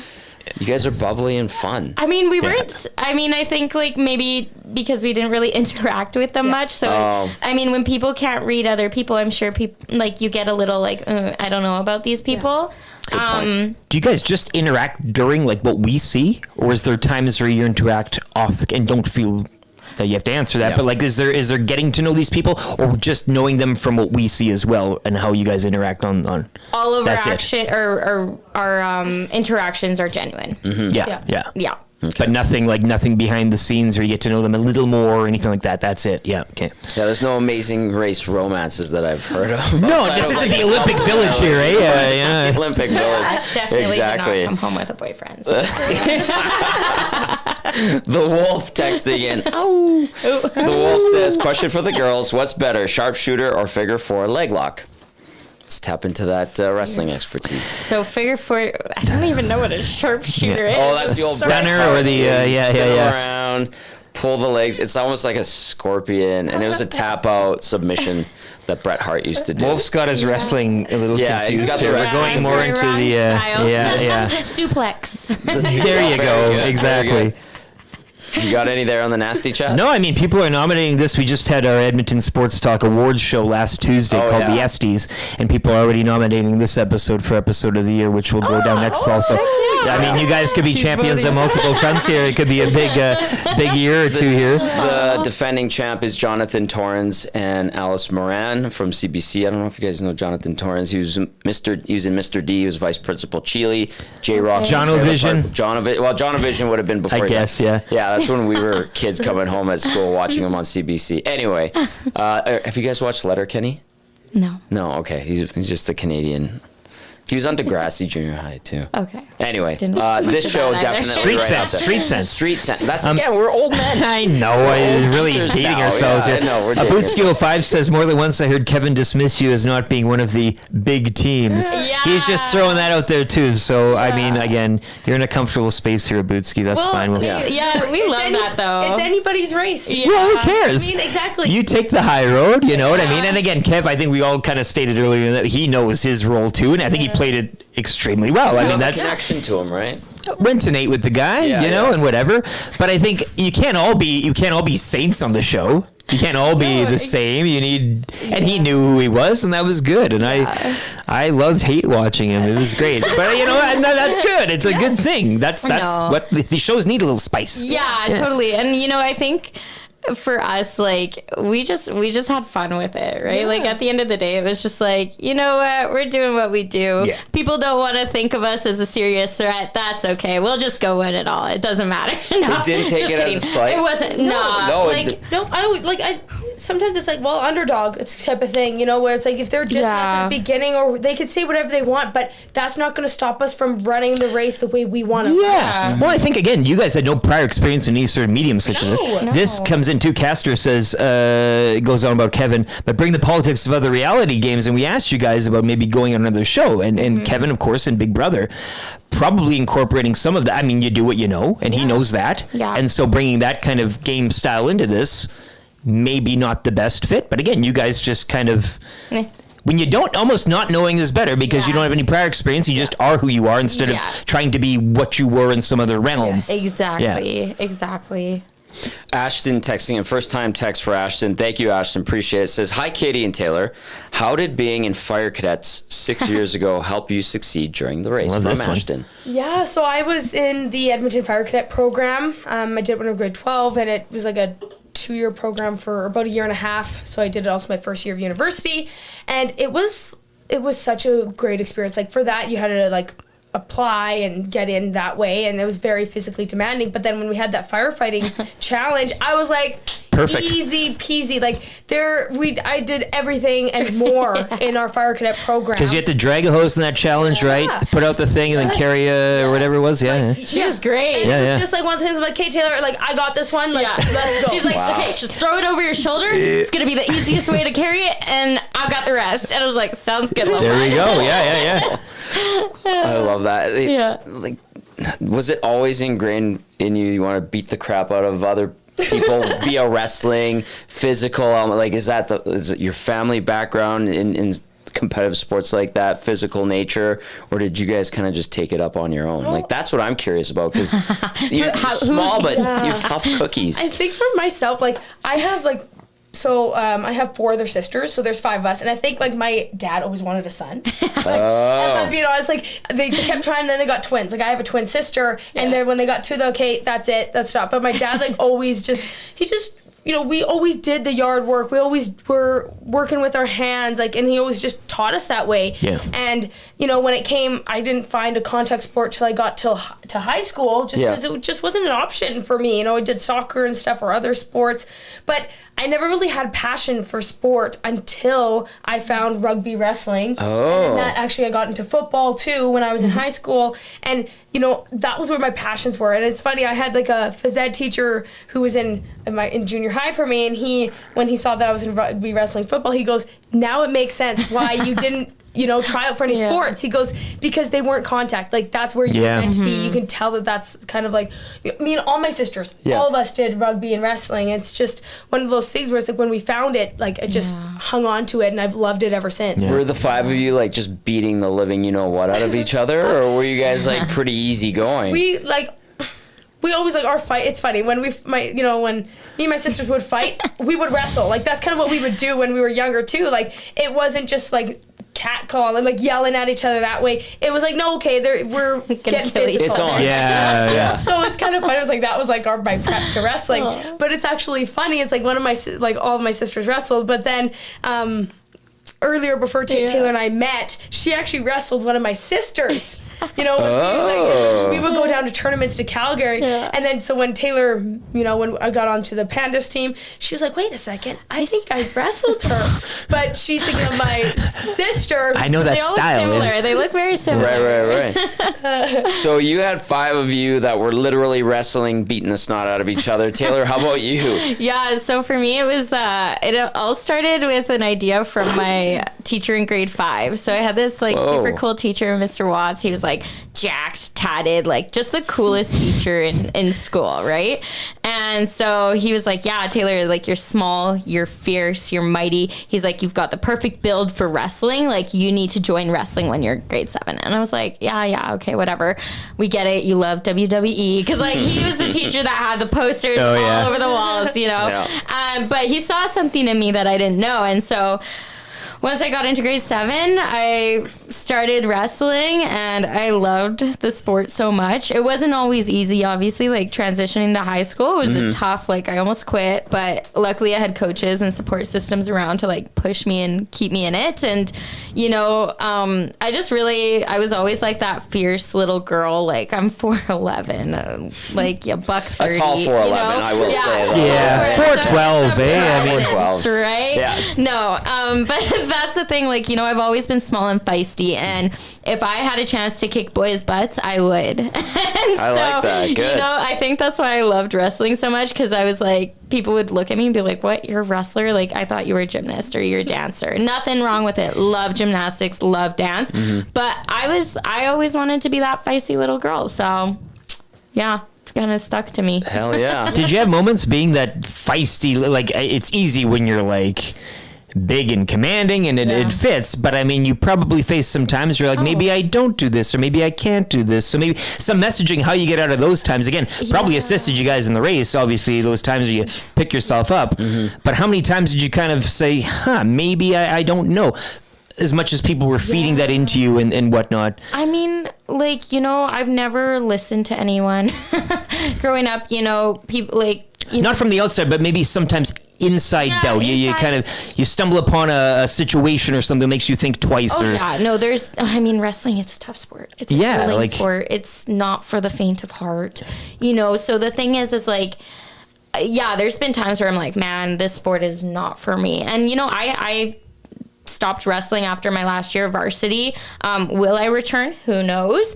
But you know, the thing is I do love the sport. And at the end of the day, it just was a matter of like, just continuing to, you know, just love the hard work. Like the thing about wrestling is you can't just do it for fun. Like Katie said, you struggle if you're just in there for rec. You can't, you have to be the discipline of it. That's what you love. Yeah. And so I think I love that so much. I love being able to, you know, prove myself to not only my friends and family, but myself as well. Like, you know, it's just like, it's just a real test to see like how far you can push yourself. Yeah. Both mentally and physically. Yeah. And I think that's why I loved it so much. It's kind of like, we always say this, you have to have a few loose screws to be a wrestler because it takes a certain level of crazy to want to wake up at 6 a.m. and go roll around with people. But you really fall in love with that. Yeah. Not the wins, the losses, everything else that's almost secondary stuff. Yeah. Stats. We focus so much on sports, numbers and all that. And you got to but this is truly loving what you're doing and just being around it. You have to, because wrestling, I mean, we don't really talk stats. People are always like, "Oh, what's your win-loss ratio? What's your stats?" I'm like, bro, I don't know. I've lost more matches than I've won, but I've won the important ones. Sure. Yeah.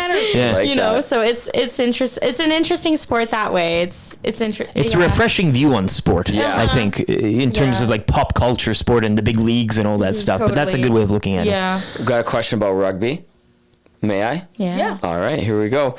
What position in rugby do you play, and what was the most memorable meal a home team cooked you after a rugby game? I didn't know that was a thing. I don't think we experienced that in high school. Okay. Because it was like high school teams. Yeah, I haven't played since high school. Like, when it came to university, I picked wrestling. Yeah. So that's kind of where it was at. But I did, like, for positions, I was hooker, flank, prop, anything in the forward pack. Mm-hmm. So, that's where it was for me. And then Taylor also played rugby, and she was... I was a scrum half. Yeah. Which sport is more physically demanding? Because rugby... Wrestling? Because you would assume with the impact of rugby and, like, those scrums... And, as an ignorant fan, I would have chosen rugby. But this is the one thing you got to consider with wrestling. Like, after doing them both, the one thing with wrestling, you are battling... One-on-one with somebody your equal strength, equal force, technicality. You know, in this ring, like nowhere to hide, nowhere to you're there. You're there. Yeah. It's not only like, and you were like battling for 6 minutes. You know, just straight. One-on-one straight. Like you have 3 minutes, you got a 30-second break for the half, and then another 3 minutes, and it is exhausting. Yeah. And not only that, you have that mental side. Like I don't think there's any sport that is that challenging mentally, because in all these other team sports, you have a team to help uplift you and support you. If you're not having your best day, you're hoping that your teammates can help pick up the slack. You can't do that in wrestling. It's one-on-one. like full throttle through that match, and it's physically and mentally demanding. Yeah, I mean, like, of course you get the support, you get your teammates cheering you on throughout your match, but Katie can't come out there and help me wrestle that match. Right, you can tag her If she in. could, I would let her do it all day long, but that's not the case. But that's not wrestling, right? And there's so many other factors that come with wrestling as well. It's like your weight management, it's how you're eating before and after your matches, it's the fact that, like she said, you're going 6 minutes all out. Like, that is 100% of your muscle. Yeah. It's endurance. Like, it's strength. It's everything in wrestling. And people don't understand that. They're like, oh, why are you running? And I'm like, because we need to be able to endure that 6 minutes of 100% muscle fatigue. Oh. Right? So it's very interesting. Where are we at wrestling wise? Like, here in Alberta, U of A with you girls, and then nationally and internationally, because I know we've won gold medals on the men's side, but like, where would you say wrestling is in our country and in our province? You know what? I think it's like for Canada, wrestling is growing. Yeah. We're seeing more universities wanting to start wrestling, or even just like the growth in team sizes. Yeah. As a country, I think we're growing. Obviously, I think we are behind other countries because of the fact that, you know, there are countries where wrestling is their job. Yeah, it is the thing, yeah. You know, they get paid well enough to do that, or they can devote 24/7 to the sport, but you can't do that here. You know, it's tough, like, for you to have that work balance. Yeah. And then also, like Taylor was saying, when you go to school, it's school and then the wrestling. Yeah, and then you got to pay bills and all that that you were mentioning earlier. Yeah. With other places, other countries, it's wrestling. It's all wrestling. Well, and it's culture too, yeah. right? Yeah. Like, you look at a lot of those, you know, European and especially like middle and like Eastern countries, like, that's part of the culture. Yeah. Like, you wrestle before you can walk. Yeah. Right? And that's the thing. So, like, especially Russian athletes, right? Like, they're insane wrestlers. Yes, you know, like, but the thing is like, they've been doing this from the time they were taught, where it's not necessarily the same here in Canada. But the States also has, you know, like, their little younger kids. I know. Like, we go to tournaments in Montana, and we see these like 4-year-olds beating the crap out of each other. They're like throwing each other. One's crying. Like, but it's great to see, because you're like, wow, I wish our kids were always that tough. You know? So it's like, how do we, you know, get rid of that kind of softness and really try to toughen them up from like a young age, right? And I think it's starting wrestling at a young age. Yes, we have younger programs, but it's not taken as seriously as it is in the States. Yeah. Right? Following up on what you said, I'd like to ask the two of you, where has wrestling taken you? You mentioned Montana, obviously abroad. Yeah. Well, but where have you guys got? Well, Guelph too, we can't forget. How can we? But where have you, what's the limits to where the two of you have kind of gone, and what have you seen from there that you could bring back, I guess, in that term? Wrestling has taken us all over. You've been there, done that, eh? Like, I've gone to, like, we've both gone to Serbia. I've gone to Argentina. Wow. Gone to Romania, Estonia. Went to Africa. Whoa. You know, so Congo. I went to the Congo for the Francophone Games, and then bringing home gold there.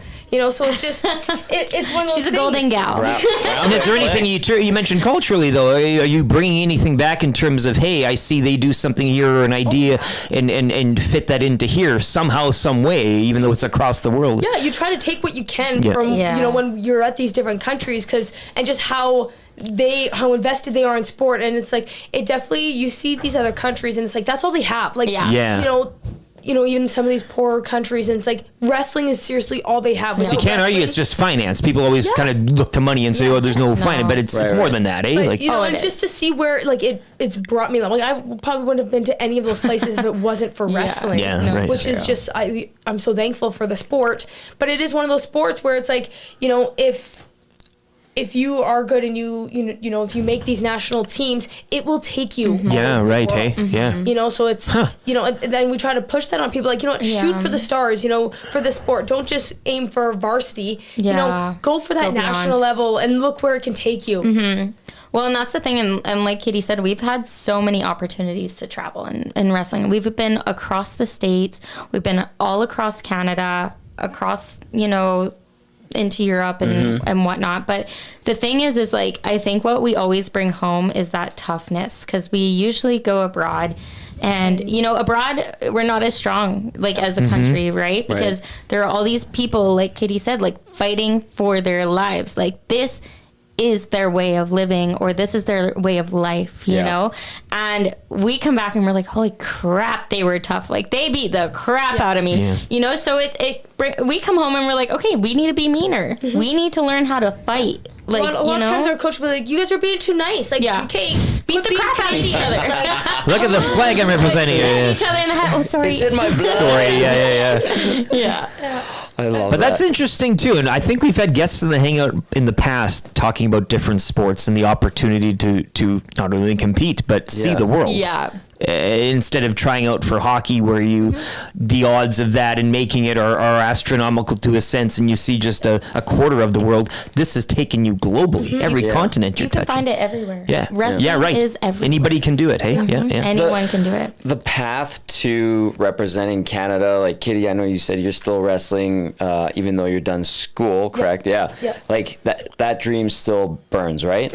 I'm like, you know what? I'm gonna keep wrestling until I no longer want to, or I can't get myself off that mat. You know? So, and it's like, why not? You know, it's one of those things. It's like, but people don't wrestle. Like, at some point, you're gonna stop. It's too much on your body. Like, you don't see a lot of people doing it into their 30s. Like, even to make it to your 30s to wrestle, like, that's a big thing. You know, mid 30s, and at what point are you want to start a life, or you got other things, like, you got to give that up, but keep pushing for that dream, because before you know it, it's gone. What's the age? Like, do people, is there like an older, like, I mean, yes. I ask kind of ignorantly as well. I mean, you curling too, you get seniors tours and stuff, but I mean, wrestling is physically demanding, obviously, and there gets to be probably a line where people draw. There's like a masters. There's actually like master tournaments and things like that. But I think most of our senior team, though, usually they're older. Usually they're like late 20s, early 30s. That's what it is. That's a lot of it. But it doesn't mean that we do have some that are younger, right? You have those odd ones that are, 24, 25 or below. I mean, you see it in the States a lot more too. Right.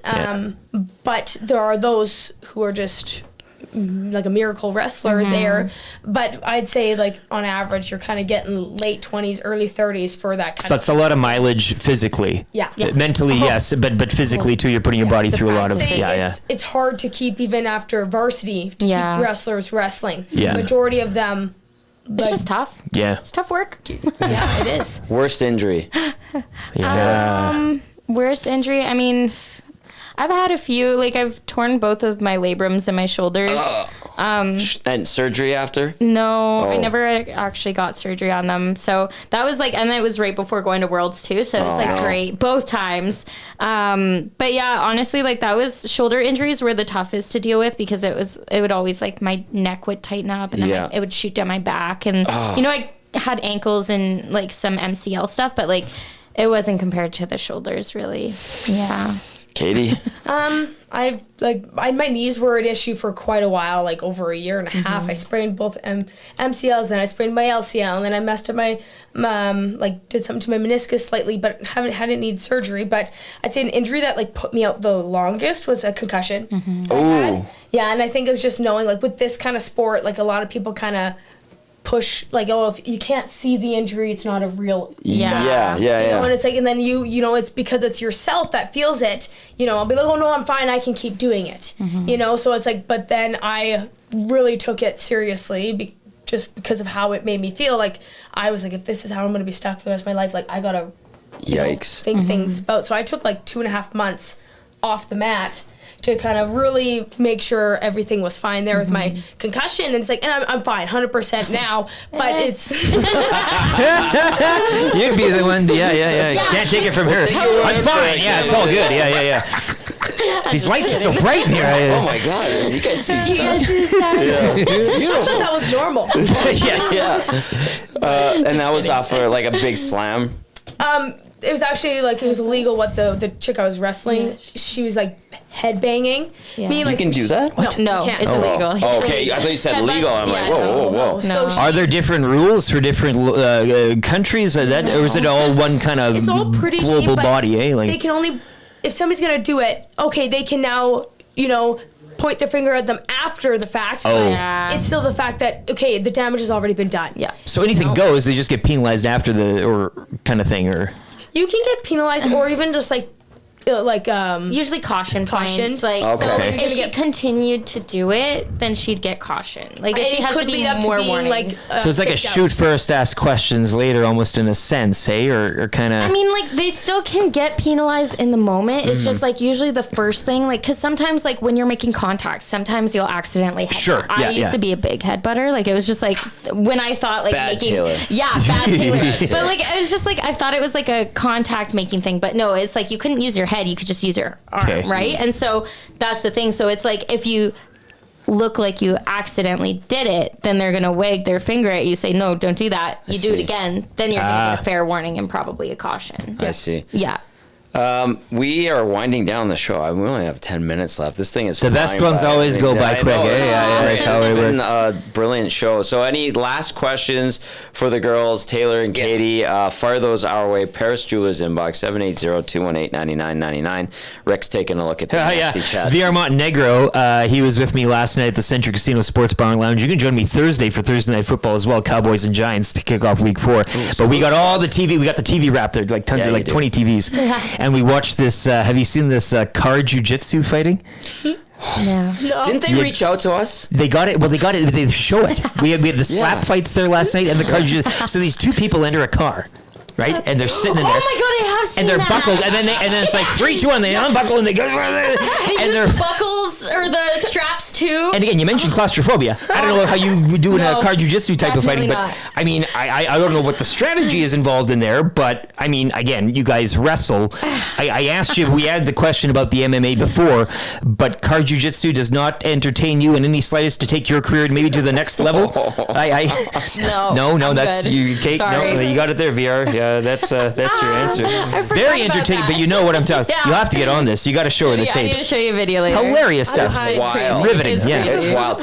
But like, I thought too, like the next reality show that might suit you girls, like if they bring back American Gladiators, wouldn't that be something that would be kind of up your alley?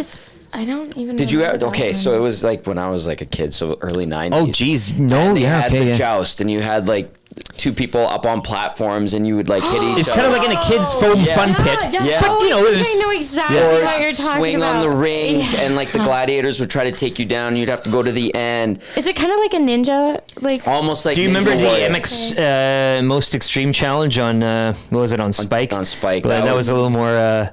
That was There we a go. Japanese show. So I'll just show you a couple, like this stuff, and they all dress. I mean, it's very, This was 80s, kind of 90s. But you're on the platform with the stick, and then you're hitting, yeah. and then you're climbing walls, and they're shooting cannons at you with stuff, and I think you're right.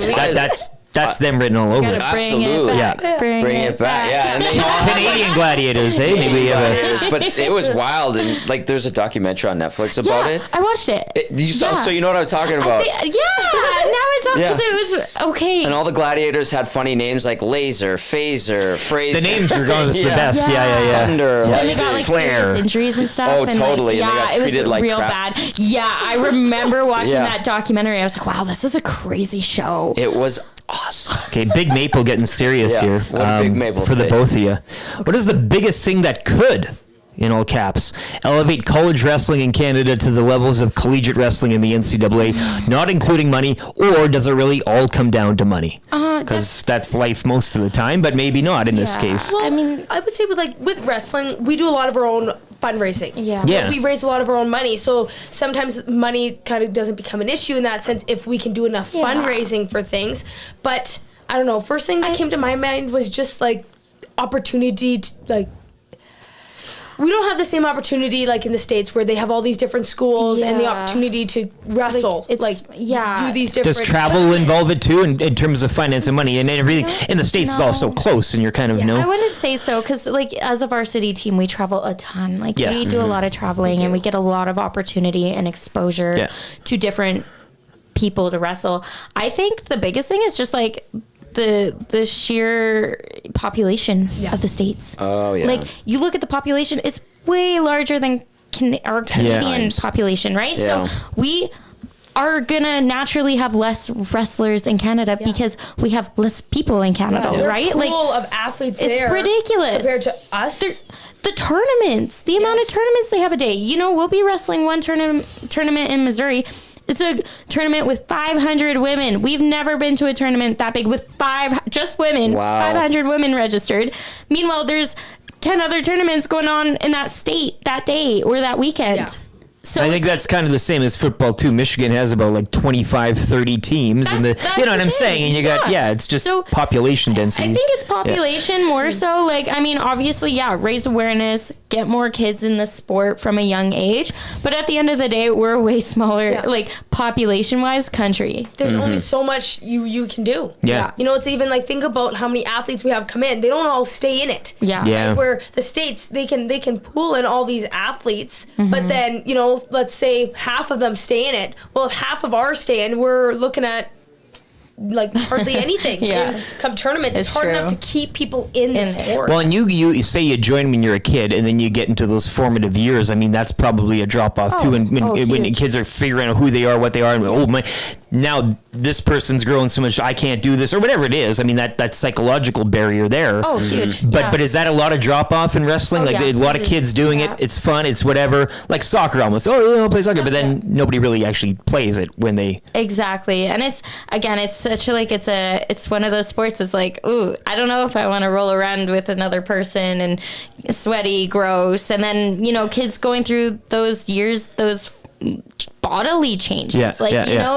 It's just not wearing pit stick. It just becomes like awkward. For some kids, they're like, oh no, now I'm more interested in like dating or these other sports where I don't have to be like all up in each other's business. So I think it is a sport too that we like the men and women train together.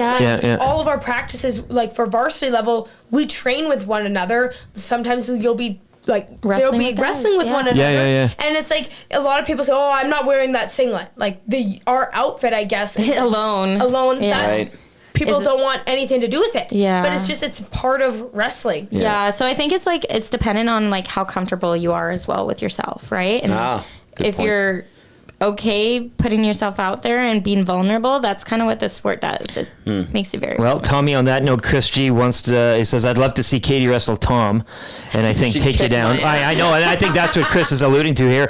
Survey Brett, right now, let's go. Who do you got? We'll take bets here. Me too. What's happening out in wrestling? What? Also, on the Estes thing, Surveyor Brett asks if we'll see these two guests nominated or at the Estes next year. I mean, you guys are killing it. People are loving this episode. Is definitely a nomination. And Chris G would nominate Katie and Taylor as well. So it was the most ridiculous sports awards night ever that this city has seen. And, my God, I love it. Black tie event. Garneau Theater. Garneau Theater, right? At the Metro, had the marquee going. Yeah, it was awesome and fun. The after party was at Hudson's White, our fine partners. Yeah. We had a great time. So I'll put out an early invite and say that this show is definitely up for show or hangout of the year. Hope to see you guys there then. Yeah. Hope to get the invite. Yeah, well, I think the chances right out of the gate are pretty good. Perfect. Oh yeah, Call it a hunch. Call it right in top spot right now. Okay, I have a couple questions. Okay, I know you guys said this is fresh. All that we know. But like a vacation, where we go, a little destination thing. Because you had some trips here, right? Yeah. We right now, I mean, wrestling season just kicked off. So we have no time for vacations. Because a trip around the world came with this thing. Yes. Right? Is it curated for you guys, or can you kind of massage it? Okay. Wow. Yeah. Where are we going? Do we know? Have we talked about this? It was our first trip that we won, but it was Iceland, and I know that is one like we've been talking about for a long time. Yeah. So if we were to plan any trip first, that's the one. And and I think it's a lot. We got our 2 trips, and we got a trip around the world. It's a lot to deal with. So you know what? Just baby steps. We if we're gonna plan one, we want to plan it good. Yeah. Take our time with it. You don't get this every. No. You know, it's like we don't want to just book it, do it, and then before you know it, it's like, oh, I wish we had done that differently. Like, so we want to do our research. Yes. And even because there's so many places in the world we want to go. Like Ibiza. Yeah, I did say exactly. Ibiza. Yeah, it's the Spanish. Yeah, right. I get it. That's back to my Paula. She's from Spain, so yeah, I love that. So it's on the radar. Definitely, but like that's the thing. It's like there's so many places, so we need to really dive into our research before we're saying like, hey, we want to go to this place or this place. Like we want to know what the coolest spots are. Hell yeah! So if anyone has tips, send them our way. Absolutely. No phones though. Leave the phones at home for the whole trip. Yeah. We're gonna hire our photographer. Exactly. Yeah. All photographers come our way. Yeah. There you go. Apply now. So there's a lot of people who be like, I'll go to Ibiza. Yeah. And Say it again. One more time. God, I love it. It's ridiculous. Oh my God. I have to say, this has been one of the most fun hangouts ever. You guys are the best. You guys rock. You guys are fantastic. Oh my I think you're welcome back anytime as the Nasty Chat say. Yeah. So yeah, you name the date. Sweet. The door is always open. Love it. We love it. Ladies, thank you so much. Rick, any final thoughts from you? No, I had a blast. Yeah. This has been great, and I know again my wife was huge. She had so some work mad stuff she couldn't today, be here. but she's like, oh, I needed to come in. But she's been beeping and watching, so she's loved it. She's gonna watch it all again in repeat. But no, thank you. And again, as I kind of said to start off, never really gave a damn about this show. Like I didn't know my family friends. I was like, whatever. But again, when you know somebody, when you have some sort of a connection in that, which I did, and then I mean I was right on the team from the start, and I absolutely admired you guys. But again, just I think what you showed, and we talked about it through these 2 hours. People had to play parts, but I think yours was the easiest one to get behind, and from where you went to where you got to at the end, capping it off here. Crazy. Again, when you write the book, I'll buy it in soft and hardcover because it's a hell of a story. And so thanks for taking the time. I know you're big celebrities now, and you get so thank you for carving out a couple hours for us here in the Hangout. It's really nice. Thank you. Ladies, an absolute honor and a pleasure. Taylor McPherson, Katie Mulkay, Amazing Race Canada Champions Season 10. I can't wait to see where this takes you, because obviously to Ibiza and beyond. Ibiza and beyond. I'll get trivia. That's gonna do it for the EST Hangout. The Lock Shop is next with Dustin Nielsen and Huss. Keep it locked on. Autoplay on YouTube as YouTube Trev comes in to wind down the show. Ladies, thank you. That was awesome. Sweet. Thanks so much, you guys. That was dope. That was so good. All right, that's going to do it for the Hangout. Lock Shop is next. Full day of programming on the way here on EST. Wow. That was fun. It was. Yeah. That was sweet. Oh, that was so good. Let's go. There you go, right in front of the camera. First-time guest, long-time listener, fan of the original draft commissioner. Welcome to the EST Hangout presented by White Claw Hard Seltzer. The difference is clear. Matawana Tom Zola with here joining us today.